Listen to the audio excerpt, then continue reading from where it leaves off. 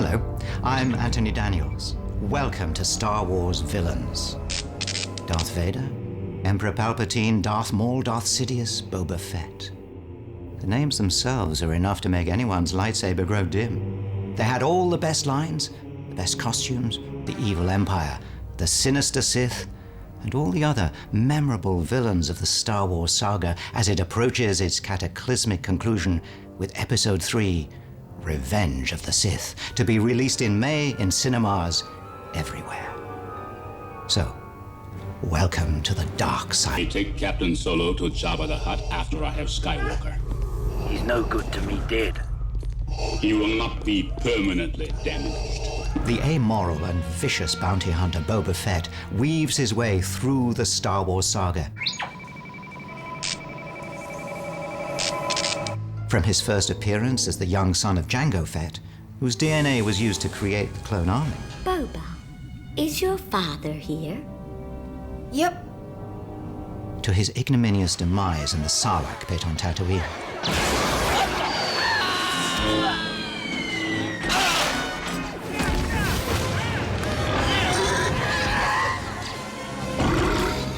His distinctive armor and helmet, originally his father's, make him instantly recognizable and universally feared. What is it, Dad?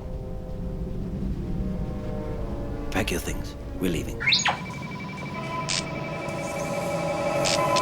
The father of Boba Fett and the genetic model for the Republic's clone army, the White Armored Stormtroopers, Jango Fett is the most deadly bounty hunter in the galaxy.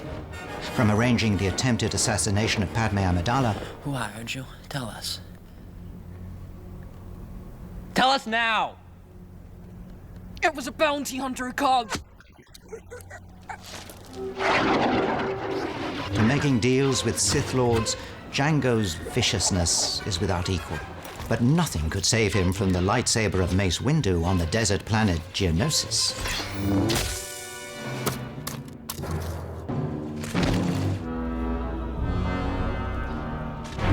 The next time you want to talk to me, come see me yourself. The slug-like Jabba the Hutt is a mercenary trader who only cares about money. Look, Jabba.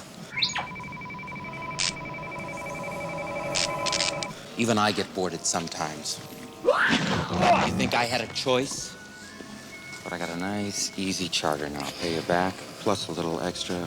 I just need a little more time. He runs a merchant empire, ruthlessly haggling his way to his riches. He wallows in a decadent lifestyle from his lair on Tatooine. Pampering his favorites and feeding his enemies to various vicious monsters. The great Jabba the Hutt has decreed that you are to be terminated. You will therefore be taken to the Dune Sea and cast into the pit of Carkoon, the nesting place of the all-powerful Sarlacc. Doesn't sound so bad. In his belly, you will find a new definition of pain and suffering as you are slowly digested over 1,000 years. Getting on the wrong side of Jabba, or any Hutt, is a bad idea, as Han Solo discovered. Look, Jabba, I was just on my way to pay you back, and I got a little sidetracked. It's not my fault. A bounty hunter every bit as slippery as Boba Fett, though a fraction as skilled. Greedo was sent by Jabba the Hutt to collect Han Solo's debts. He cornered his prey in the Mos Eisley Cantina, and the rest, including Greedo, is history. I think it is time we demonstrated the full power of this station. Set your course for Alderaan. Grand Moff Tarkin was the mastermind behind the Empire's Death Star project, and its captain on the fateful mission to destroy the planet Alderaan. We've entered the Alderaan system. Governor Tarkin. I should have expected to find you holding Vader's leash. I recognized your foul stench when I was brought on board. Charming to the last. A loyal follower of the Emperor, Tarkin believed the Death Star would destroy any traces of rebellion throughout the galaxy. Fear will keep the local systems in line. He was killed when his moon-sized creation was destroyed by a forceful bullseye from Luke's X-Wing. This is my apprentice, Darth Maul. An apprentice to Darth Sidious, and a true product of the dark side of the Force, Darth Maul was trained for the sole purpose of killing. At last we will have revenge. You have been well trained, my young apprentice. Maul ambushed the Jedi Qui-Gon Jinn during his escort of Queen Amidala to Coruscant, the first sign that the dark power of the Sith had returned to the galaxy. A second attack within the Royal Palace on Naboo led to the demise of Qui-Gon Jinn, before Maul's dissection by Qui-Gon's apprentice, Obi-Wan Kenobi. Hundreds of senators are now under the influence of a Sith Lord called Darth Sidious. Who exactly is Darth Sidious?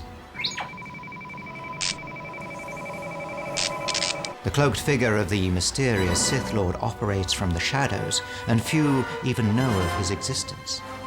But he's behind most of the schemes designed to bring about the fall of the Republic and the rise of the Empire. The Alliance will die, as will your friends. Good. I can feel your anger. I am defenseless. Take your weapon. Strike me down with all of your hatred, and your journey towards the dark side will be complete. He has a powerful control over the dark side of the Force. There's no doubt the mysterious warrior was a Sith. Always two there are. No more, no less. A master and an apprentice. But which was destroyed? The master or the apprentice? However anonymous, he does bear a strange resemblance to another, much more visible character on the galactic stage. Senator Palpatine is waiting for us.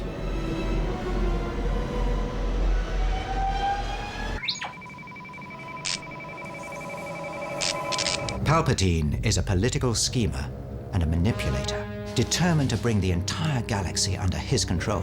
The Chancellor doesn't appear to be corrupt. Palpatine is a politician. As a senator, he used the trade embargo of Naboo to become Chancellor of the Galactic Senate. Your Highness, Senator Palpatine has been nominated to succeed Valorum as Supreme Chancellor. A surprise, to be sure, but a welcome one. Then, during the war against the Separatists, he negotiated and received special emergency powers before disbanding the Senate once and for all. It is with great reluctance that I have agreed to this calling. I love democracy. I love the Republic. The power you give me, I will lay down when this crisis has abated. To deal with the Jedi and others who resisted his absolute rule, he created the New Order. And as my first act with this new authority, I will create a grand army of the Republic. A tyrannical empire with himself at its head, and the clone army and Sith Lord Darth Vader under his control. The most powerful man in the universe knows that only one Jedi can still threaten him, the son of Anakin Skywalker.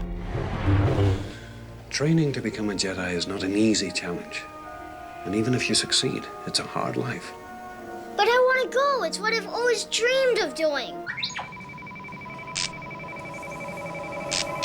Anakin Skywalker could have been the most powerful and righteous of all the Jedi Knights, but he lacked self-awareness, patience, control, ignoring those who would endeavor to teach him these essential Jedi attributes. Why do I get the feeling you're going to be the death of me? Don't say that, Master. You're the closest thing I have to a father. Then why don't you listen to me? I am trying. His great power was not backed by years of acquired wisdom, leaving him vulnerable to the lure of the dark side. So, they've finally given you an assignment. Your patience has paid off. Your guidance more than my patience. You don't need guidance, Anakin. In time, you will learn to trust your feelings. Then you will be invincible. I have said it many times. You are the most gifted Jedi I have ever met. Thank you, Your Excellency. I see you becoming the greatest of all the Jedi, Anakin. Even more powerful than Master Yoda. In Episode 3, he will fall. And when he does, nobody, not his teacher, Obi-Wan Kenobi, nor his secret wife, Padme, can save him. What's wrong, Annie? The man who was Anakin Skywalker will be extinguished. And in his place will rise the most powerful and evil Sith Lord the galaxy has ever seen. I killed them. I killed them all.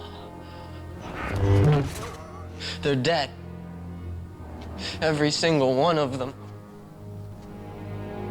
And not just the men, but the women. And the children, too. They're like animals, and I slaughtered them like animals. I hate them!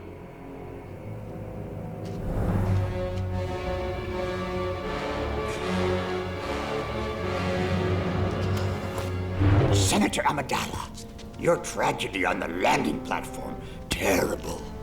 Seeing you alive brings warm feelings to my heart. Do you have any idea who is behind this attack?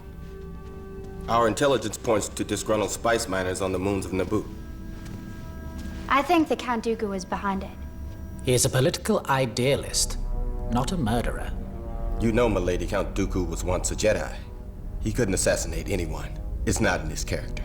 Originally a Jedi Knight, the charismatic Count Dooku returned from years of self-imposed exile to become the leader of the separatist movement, threatening to throw the Republic into chaos. Nobody realized he'd been seduced to the dark side by Darth Sidious. The Force is with us, Master Sidious. Welcome home, Lord Tyrannus. You have done well. Until Obi-Wan Kenobi unearthed his true intentions on the planet Geonosis. Traitor. Oh no, my friend. This is a mistake, a terrible mistake. They've gone too far. This is madness. I thought you were the leader here, Dooku. What if I told you that the Republic was now under the control of the Dark Lord of the Sith? No, that's not possible. The Jedi would be aware of it. The dark side of the Force has clouded their vision, my friend. I don't believe you. The Viceroy of the Trade Federation was once in league with this Darth Sidious.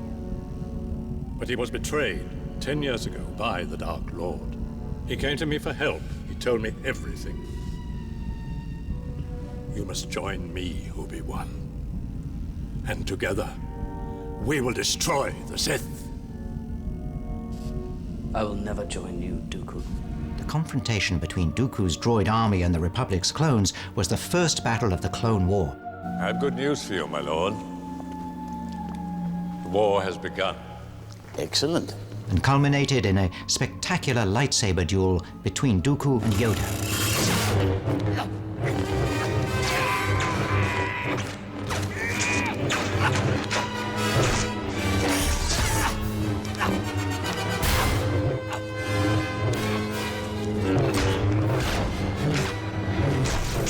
Fought well you have, my old Padawan. This is just the beginning.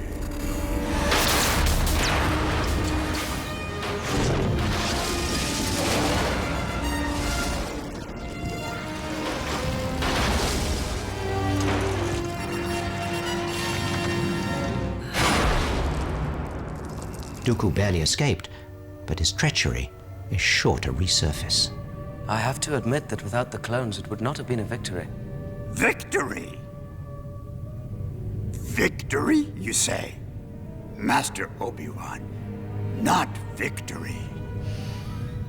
The shroud of the dark side has fallen. Begun. The Clone War has. Part robot, part flesh, General Grievous and his unstoppable robot army declared war on the Republic and launched 1,000 devastating assaults. As Episode 3 opens, his forces stage a lightning attack on Coruscant, the heart of the Republic. Grievous is a vicious killer. He hunts Jedi for sport, hanging the defeated Jedi's lightsabers from his belt. He's intent on adding 2 more weapons to his belt of trophies, those of Obi-Wan Kenobi and Anakin Skywalker.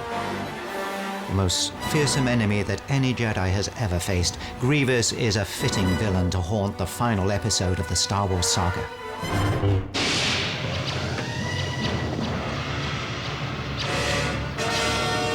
The Dark Lord of the Sith, Darth Vader, is one of the most powerful warriors of the Force who ever drew breath.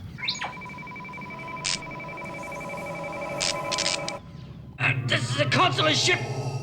We're on a diplomatic mission. If this is a consular ship, where is the ambassador? Completely ruthless and totally lacking in compassion, he's unquestionably loyal to the Emperor. You don't know the power of the dark side. I must obey my master. Having been horrifically wounded in a fight with Obi-Wan Kenobi, he relies on the life support system built into his dark armor to stay alive. Only a series of confrontations with Obi-Wan's pupil, Luke Skywalker, will force him to face his past as a true Jedi before he fits sinister glory. Those of us who remember the original Star Wars trilogy, and some of us were actually there, will know exactly where Episode 3 will take at least one of the characters. But there'll still be plenty of surprises in the final installment of the epic Star Wars saga. And before we go, here's a sneak preview of the thrilling conclusion to the greatest story ever, set a long time ago in a galaxy far, far away.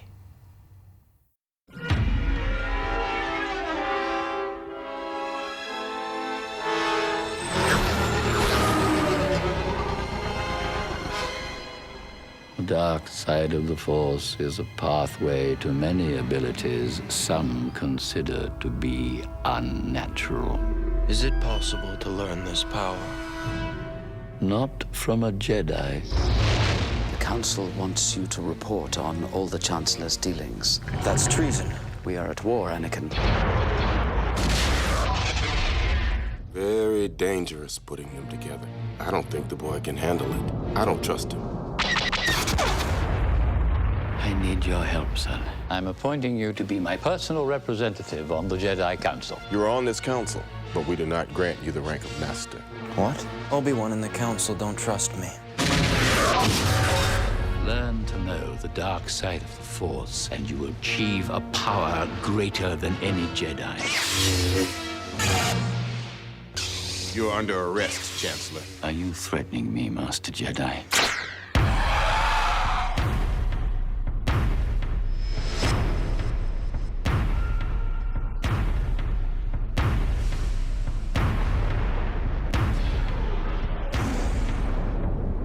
Every single Jedi is now an enemy of the Republic. Do what must be done. Do not hesitate. Show no mercy. Who could have done this? Twisted by the dark side, young Skywalker has become. I feel so helpless.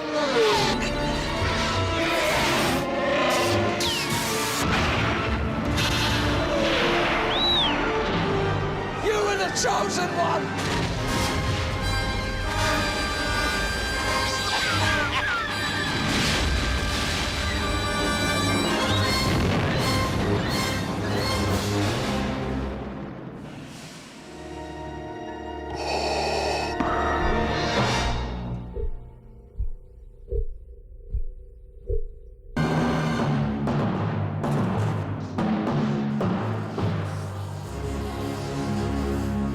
All of these films have the ultimate bad guy, which is the Emperor. But in addition to that, there's the sidekick, be him Darth Vader in episodes 4, 5, and 6, Darth Maul in episode 1, or Count Dooku in episode 2. So we're always trying to work with a sidekick, an apprentice to the Dark Lord. All right, what scares you, Ryan? Alien. Death. No eyes. I would say most people are afraid of death. Yeah. And death like imagery. And I think what made Alien scary was no eyes. like teeth. But this thing has to act. No face. It's not Right, I just know, a that's what I'm predator, saying. That's yeah. what was scary. Most people are afraid of insects. Insects, See, eyes, mandibles, teeth, like that. Yeah, and he didn't seem like he was opposed to it actually being a droid or not being a droid too, so it could be a number of things. As long as it's scary, that's what he said.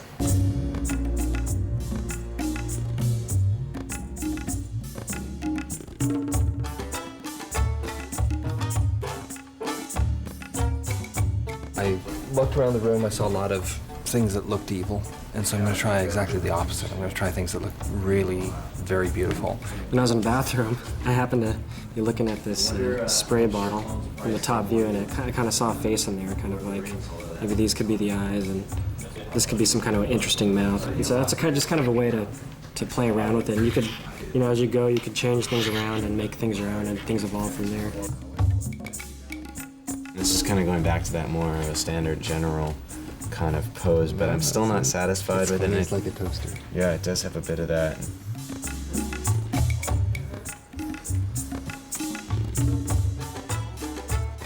If I'm doing something like this and I want to understand the pose better, I can stand here and do that if I get back far enough. And I can actually try out variations on it. I can put some lighting on it. I can see, what's the most dramatic thing for the pose I'm trying to do. It's really embarrassing sometimes when you forget you're in a room with people and you're... How old is he then? I don't know, 8? And maybe he doesn't have to be human. There's so many ways you could slice it. Yeah, but I like that shape.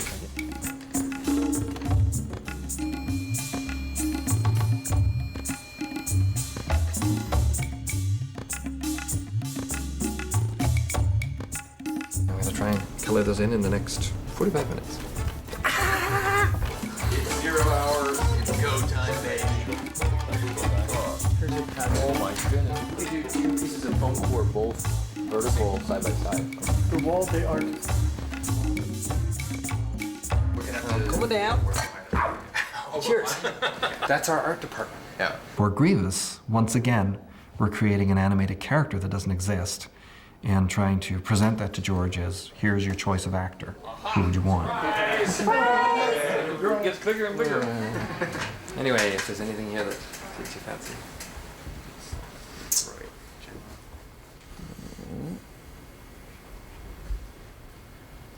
Gotta be kind of careful that we don't recreate Darth Vader here, since he sort of shows up at the end of the movie.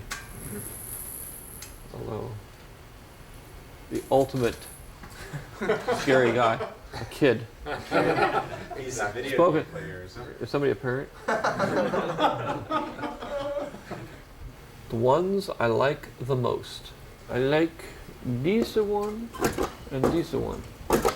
And I could like these if we went with a droid. Some of this gets a little devilish. So it's got to be threatening. It's got to be something. I don't want it to be Darth Vader-like. I don't, This at least you really know it's a droid. Do you want to see more, or do you want to develop these? Well, we'll give a chance to develop these. I mean, you can see some more. If anybody's got any ideas, I'm always open to ideas. Okay. The art department team, I think I've described before, is very much like a jazz band ensemble, where you know when it's your time for the drum solo. At the last minute, I had one little sketch I had started before for an idea for the Droid General. We had a little bit of time yet, so I just finished marking it up and I handed it over to Ryan Mendoza. And sure enough, like during the meeting, George just went straight to that one and said, "This is the one." This guy, with this has human eyes, or not human, but animal eyes, that would move around. You actually get to see the whites and get to see that it's an actually organic thing, which might be really ugly. I came up with the idea of General Grievous as a leader of the droid armies. He's kind of a little bit of an alien in a droid shell, which is sort of an echo of what Anakin is going to become. Warren's actually made the icon from this film. But you don't know what it means, and I kept telling him, remember what that felt like, because you're going to be telling that story for the rest of your life.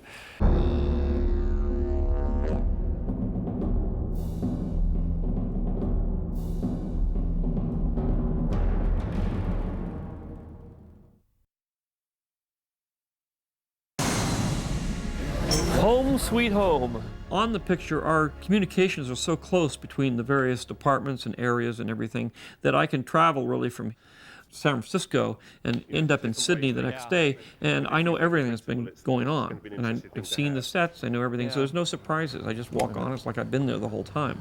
Draw. What's great is when he finally arrives, we're in one world trying to link two basic films. We have to deal with episode 3, but much more importantly, in a lot of ways, we have to make sure that everything that we're doing in 3 rings true for episode 4. Well, is this the one that is given to Luke? That's the one that's given to Luke, yes. Yeah, so this is the one that Obi-Wan takes. Yes. He takes it with him after that fight. Yes. And is this the one he had in the last picture? Yes. Yeah, okay, fine. Well, that's basically the way it works. You just have to go from Ewan to Alec. Okay, great. We're going to creatures. We're going to creatures. Sort of all different This is- stages of the Wookiees.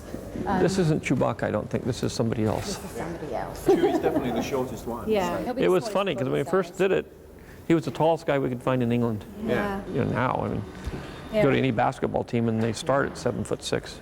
Yeah. Very good. Looks great.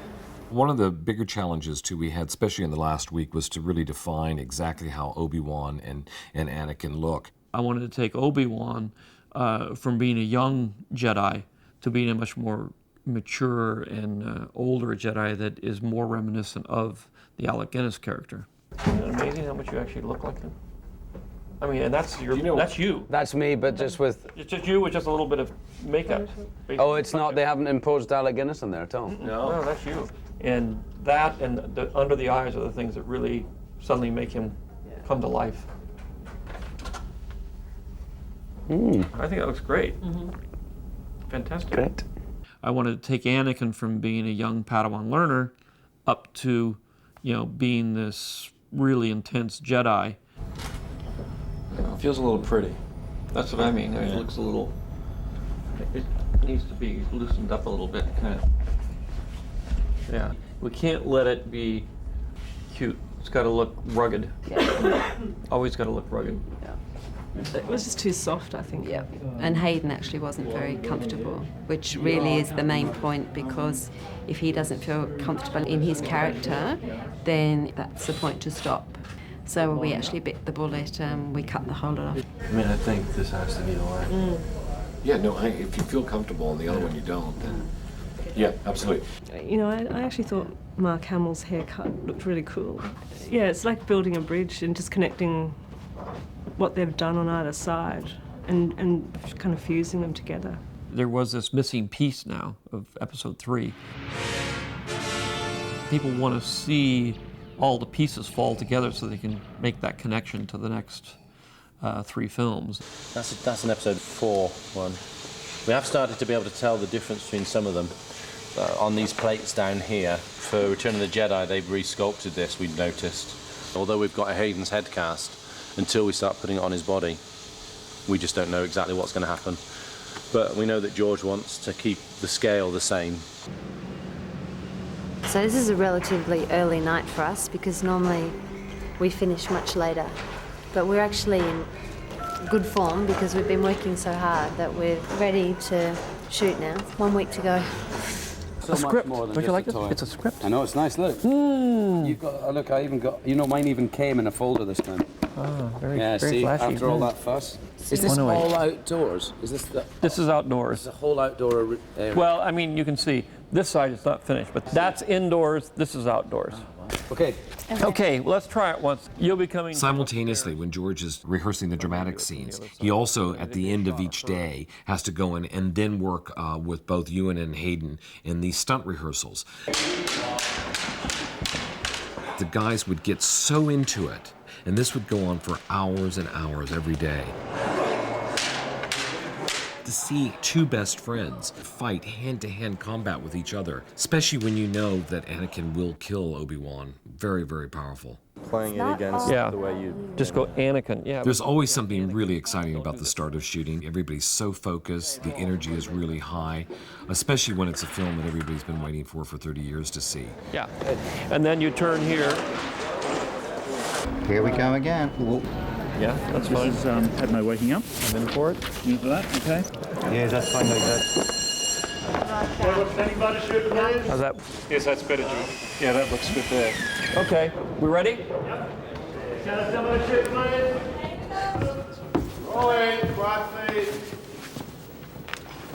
23. A camera. Good luck, everybody. Kick some ass. Let's do this in 60 days.